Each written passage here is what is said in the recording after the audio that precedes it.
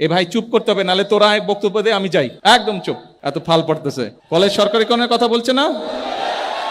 ডান হয়ে গেল সরকারিকরণ, যান বলে দিলাম, ইনশাল্লাহ হয়ে গেল এই রাস্তার কাজ ইনশাল্লাহ। কিন্তু এখানে 4 লেন করার মতন গাড়ি ঘোড়া চলে না, এত গাড়ি ঘোড়া চলে না। আমরা রাস্তাটাকে যাতে আরেকটু বড় করা যায়, যাতে দুর্ঘটনা না ঘটে, মানুষ যাতে নির্বিঘ্নে যেতে পারে, সেভাবে আমরা করব। কারণ যেখানে 4 লেন প্রয়োজন নাই, সেখানে যদি আমরা 4 লেন করি, রাষ্ট্রের অর্থ নষ্ট হয়। ঠিক আছে না? সবকিছু করতে তো পয়সা লাগে, এবং এই পয়সাটা কার?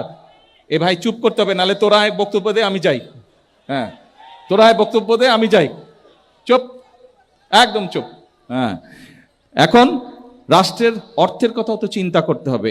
এই যে দেখেন, মধ্যপ্রাচ্যে যুদ্ধ শুরু হয়েছে। যুদ্ধ হওয়ার কারণে যেটা হয়েছে, যেখান থেকে তেল গ্যাস আমরা আনতাম, সেই দেশগুলো আক্রান্ত হয়েছে।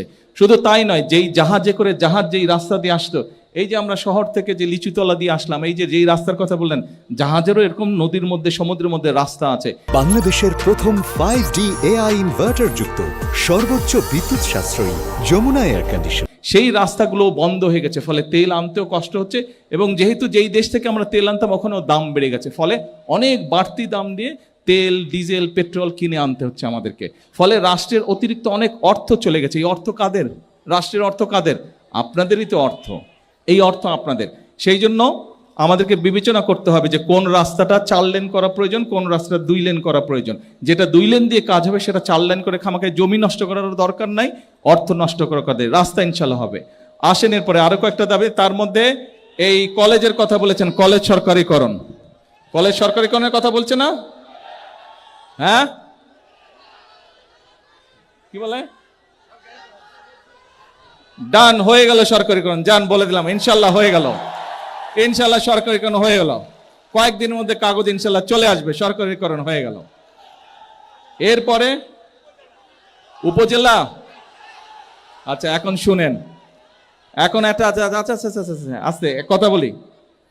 এই এলাকাটা কার এলাকা বলেন তো? শহীদ জিয়ার জন্মস্থানের, তাই না? শহীদ জিয়ার জন্মস্থান। এখন আপনাদের যেরকম আমার উপরে, শহীদ জিয়ার উপরে, খালেদা জিয়ার উপরে হক আছে, সারা বাংলাদেশের মানুষেরও তো আছে, তাই না?